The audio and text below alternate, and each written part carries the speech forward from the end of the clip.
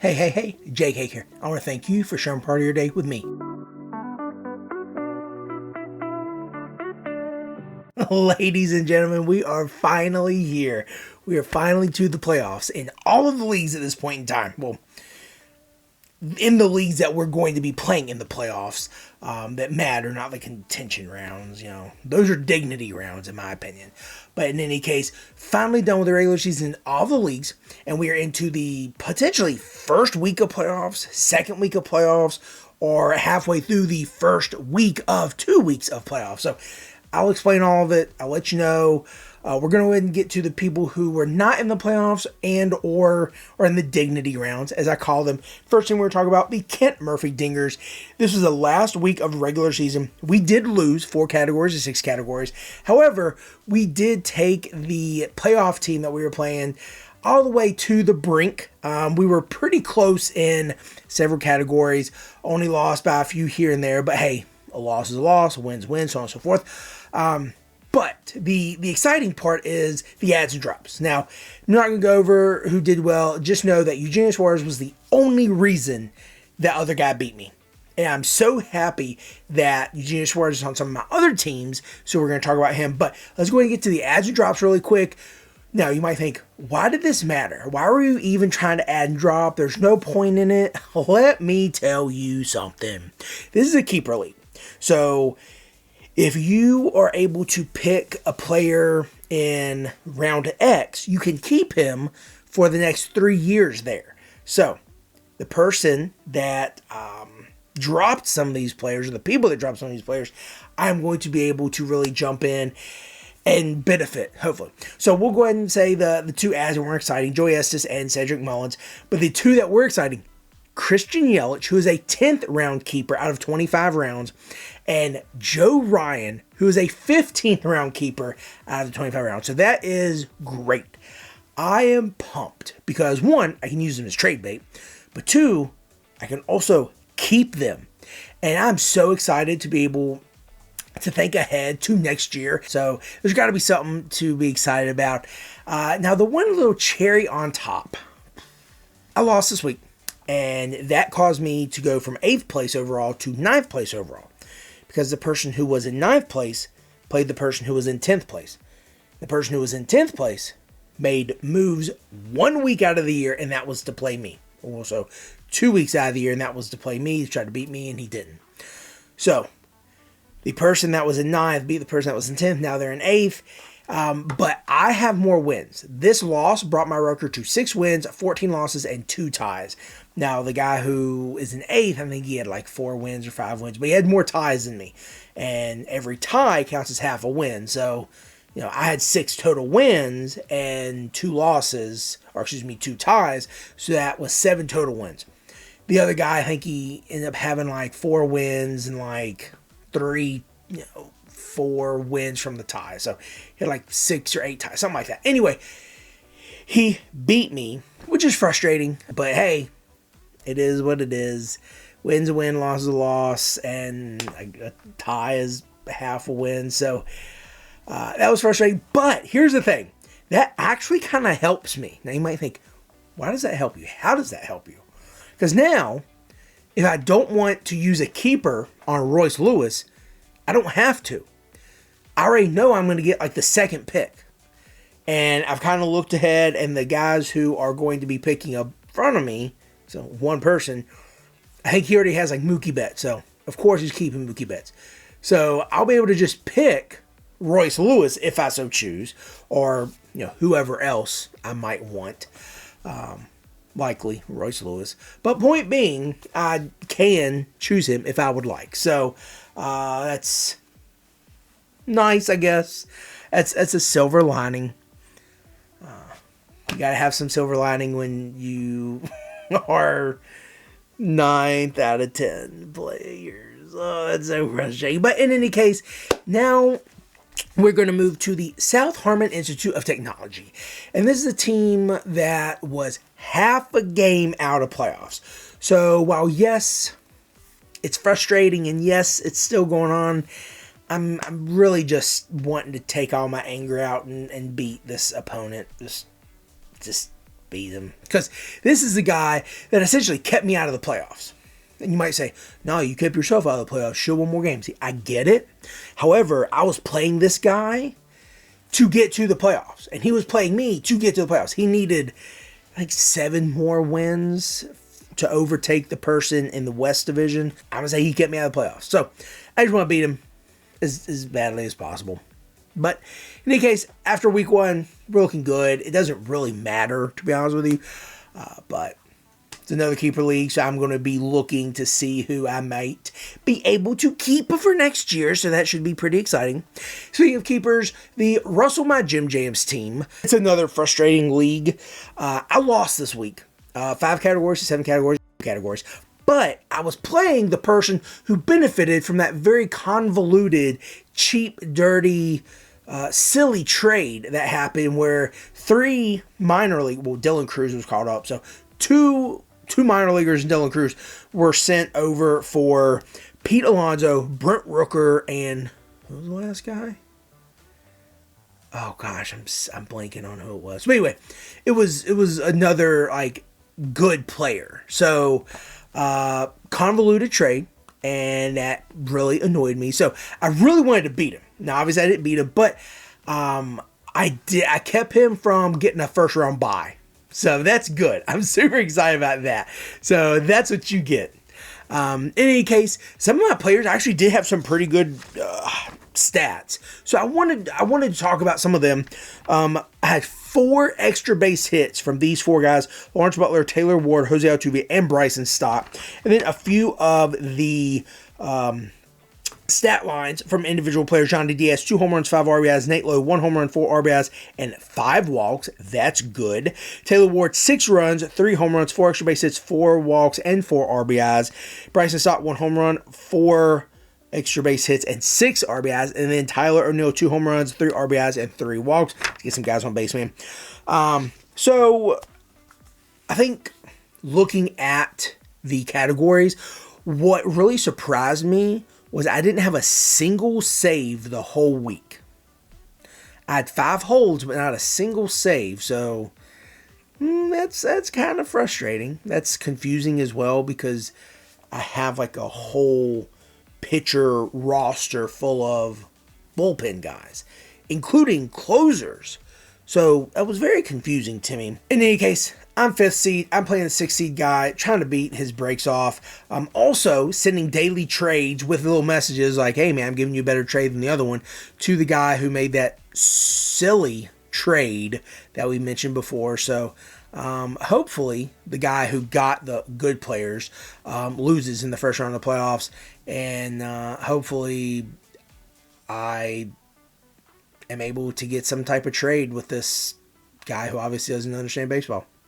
But in any case, my record for the Russell My Jim James team was 138, 177, and 53, ending in 8th out of 10 spots. So not sexy, not exciting, very frustrating, but better than Kent Murphy Dingers.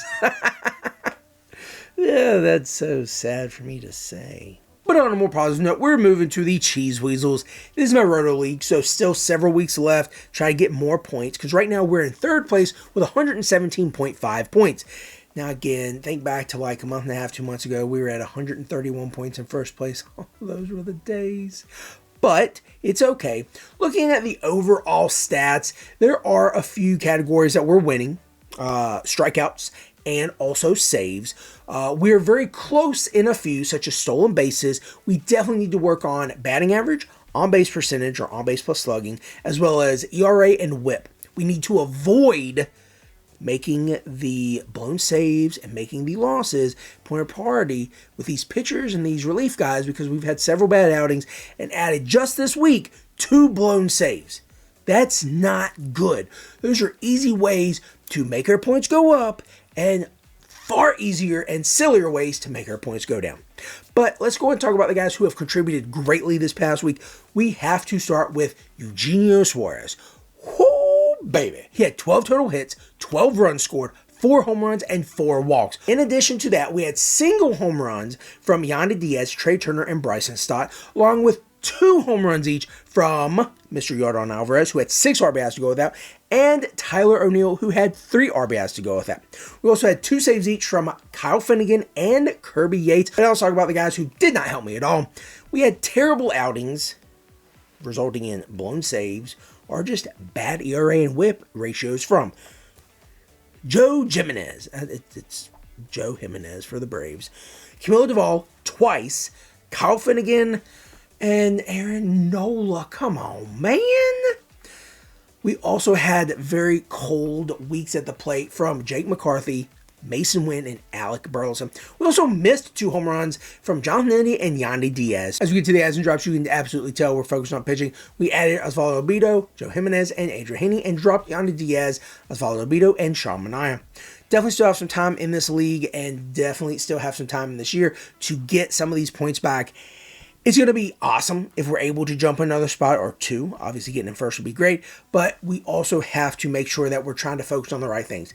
Lowering ERA, lowering WHIP, including increasing batting average and on-base plus slugging. We have to work on stolen bases. We have to continue to get wins. We have to strike out people at a higher pitch because I don't want them catching us. That's an easy category for us to win. So again, let's be smart, make the right adds, make the right drops, and just try to focus on what's going to help us every single day and make sure these adds and drops count. Now we're going to move to the Peach Creek Purgatory team, where we're in the middle of a first round playoff match. I'm excited because at one point in time, we were down by 250 points because my opponent, out of the 24 pitching starts that we get, has used 15 of them. Now you can say, well, how many have you used, JK? Well, at the end of the first week, we had used 15 as well. So wait, are you still down 240 points, 250 points? Oh my gosh, nope. Actually, at the start of this week, we were only down 40 points. So yes, we had cut the lead by 200 plus points. Now you might say, okay, dude, you got the same pitching numbers, but you are still losing. You're right, we are. However, some of our guys really let us down. Some of them include Clay Holmes, who got me negative 15 points. Come on, Yankees. Louis Varland, who got me negative 14. He was a bulk reliever. Thank God he was not one of my starters. Miles Mikolas, who was a starter, who got me negative 9 points. Marcus Stroman, who was a starter, who got me negative 2 points. And Blake Snell, who was a starter and took 42 pitches to get through the first inning, and he got me 2 points. I'm trying to be smart with my pitching. I'm looking at bulk relievers. They have really saved me. Joey Wentz, Tyler Alexander, Kenta Maeda, just to name a few. We have to be smart with how we're getting our pitchers and getting our starts. We have 9 starts the rest of this week. There are definitely some guys I'm not going to start, like Joey Estes. I'm not starting him against the Astros. No way, shape, or form. We do get Yoshinobu back. I'm not starting him against a potentially hot Chicago Cubs team, and he's going to be coming off his first start in a while. He's only pitched 4 minor league innings up to his rehab, and he gave up 300 runs. I'm not starting him. Now, I am filming this right before their game starts, so who knows? If Yoshinobu has a no-hitter, cool. Call me a dunce. I'll put that cap on, but got to be smart about it.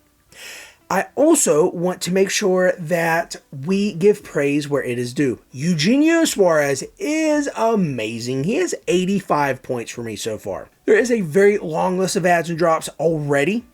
We're not going to worry about it because we are going to talk about it next week when hopefully we tell you we came out with a win. But let's hop with the cart before the horse. There's a lot of baseball left to play.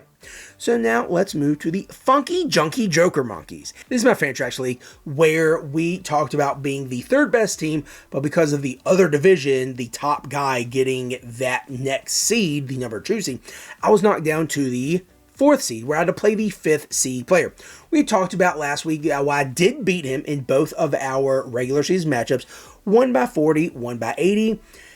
And then this week, man, we continued that trend, winning 493 to 427.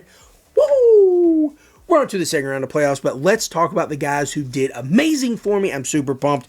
We have to talk about how Jake Flaherty led our team with 48 points, then Joe Musgrove with 40, and Jose Altuve with 34. Now, some of the guys that did not fare as well for me, Joey Estes only got 6 points. He was going against a light hitting, as I've heard them refer to, Seattle Mariners team.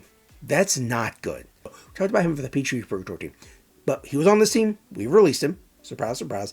So yeah, I'm not going to risk a start against a hot team that probably still cheats. Another disappointing week came from Salvador Perez, who had 1.5 points. So very frustrating because he's led my team in points, or at least been in the top few several times. We also sat a few guys because they were not listed in the starting lineup, and I ended up missing upwards to 10 plus points from them. Matt Verling and Jock Peterson. Very frustrating because I don't understand why they're sitting. Well, I understand why Jock is sitting against the lefties, but come on, man. Matt Verling, why are you sitting? We're going to move to the adds and drops now, and we have to be smart. Like I talked about, we have to see how we're going to get points with bulk relievers and closers because we do not want to burn starts. So that's why the bullpen is super important. The adds did include Miguel Rojas, Tyler Alexander, Jose Urena. We'll get to him in just a second. Jason Foley, Lane Thomas, and Ty Madden. We'll get to him in just a second as well. The drops include Caden Dana, Kyle Harrison, Tyler Alexander, Jose Urena, Brian De La Cruz, and Joey Estes. Tyler Alexander, bulk reliever. Ty Madden was a bulk reliever as well. And then Jose Urena. All three of those guys came in after an inning or two and proceeded to continue on pitching well. A few of them gave up a run or two, which is fine. However, their team was already winning, so they were actually credited with a win, or they did not give up the lead, so they weren't credited with a win or a loss. So those few points I got from them were great. Obviously, this is somewhat of a closer game. It was only like, what, 60-point game, 70-point game, so definitely needed whatever points we could get. And I do not want to lose by 1 or 2 points. I want to make sure if it's a win, it is a win by a large margin. And God forbid if we lose, it better be by 1 million.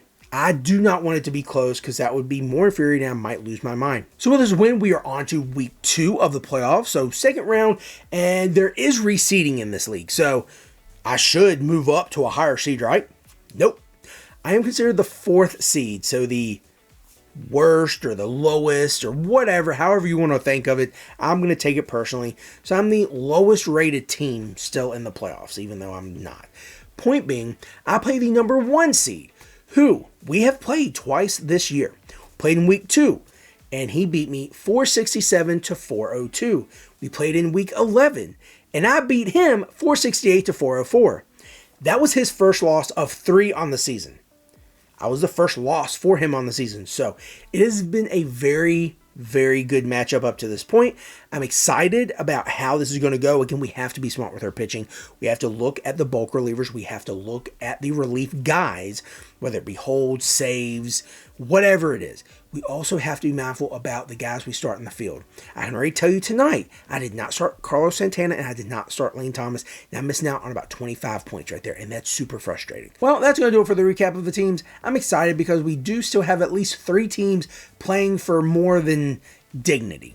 Now, Russell, my Jim Jam, South Harmon Institute Technology, Camp Murphy Dingers, you did good, guys. You did good. We just have to be smart about adds and drops now. People are going to get desperate. They're going to drop some of their best players. We're going to scoop them up and keep them for keepers next year. Now, Funky Junkie Jugger Monkeys, Peachy Purgatory, and Cheese Weasels. Lots of pressure on you because not only do we have fantasy baseball playoffs, we also have fantasy football. Make sure you check out that recap coming up shortly. So we have to make sure that we are paying attention because, again, bulk relievers, relief guys, bullpen guys who are relief guys, the players who are going to be sitting out because maybe their season's over. John India is a good example of that. Soreness in his elbow, he doesn't have to play. JT Realmuto, soreness in his knee, he doesn't have to play. One, because the Phillies are already in the playoff, not already in, but they have very good chance of making the playoffs.